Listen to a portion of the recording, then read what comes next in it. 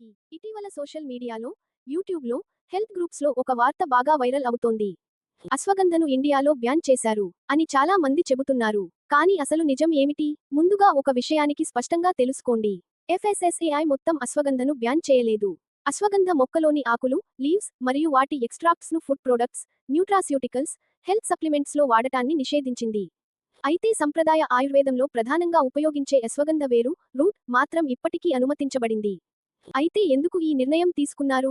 నిపుణుల ప్రకారం అశ్వగంధ ఆకుల్లో విథాఫెరిన్ ఏ అనే కొన్ని యాక్టివ్ కెమికల్స్ అధిక మోతాదులో ఉండే అవకాశం ఉంది. కొన్ని అధ్యయనాలు ఈ పదార్థాలు అధిక మోతాదులో తీసుకుంటే కాలేయంపై ప్రభావం, జీర్ణ సమస్యలు మరియు ఇతర భద్రతా సమస్యలు కలిగించే అవకాశం ఉందని సూచించాయి. అందుకే ఎఫ్ఎస్ఎస్ఏఐ మరియు ఆయుష్ శాఖ జాగ్రత్త వైఖరి తీసుకున్నాయి.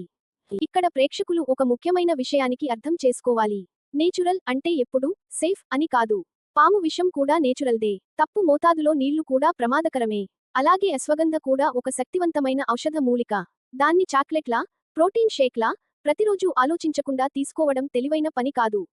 ప్రస్తుతం మార్కెట్లో చాలామంది అశ్వగంధను స్ట్రెస్ తగ్గిస్తుంది, టెస్టోస్టెరాన్ పెంచుతుంది, మసిల్స్ పెంచుతుంది, నిద్ర బాగా పడుతుంది అంటూ అద్భుత ఔషధంలా మార్కెటింగ్ చేస్తున్నారు. కానీ వాస్తవం ఏమిటంటే ఏ పదార్థమైనా అందరికీ ఒకేలా పనిచేయదు. కొంతమందికి ఉపయోగం ఉండవచ్చు, మరికొందరికి దుష్ప్రభావాలు కూడా ఉండొచ్చు. ప్రత్యేకంగా థైరాయిడ్ సమస్యలు ఉన్నవారు, ఆటో ఇమ్యూన్ వ్యాధులు ఉన్నవారు, లివర్ సంబంధిత సమస్యలు ఉన్నవారు, ఇతర మందులు వాడుతున్నవారు స్వయంగా సప్లిమెంట్స్ కొనుక్కొని వాడే ముందు జాగ్రత్తగా ఉండాలి. ఇంకో ముఖ్యమైన విషయానికి, ఇప్పుడు మార్కెట్లో ఉన్న చాలా సప్లిమెంట్స్లో నిజంగా రూట్ ఎక్స్ట్రాక్ట్ ఉందా లేదా ఆకుల ఎక్స్ట్రాక్ట్ కలిపారా అనేది సాధారణ వినియోగదారుడు తెలుసుకోవడం చాలా కష్టం. అందుకే లేబుల్ చదవడం, బ్రాండ్ విశ్వసనీయత పరిశీలించడం, అవసరమైతే వైద్య నిపుణుల సలహా తీసుకోవడం మంచిది.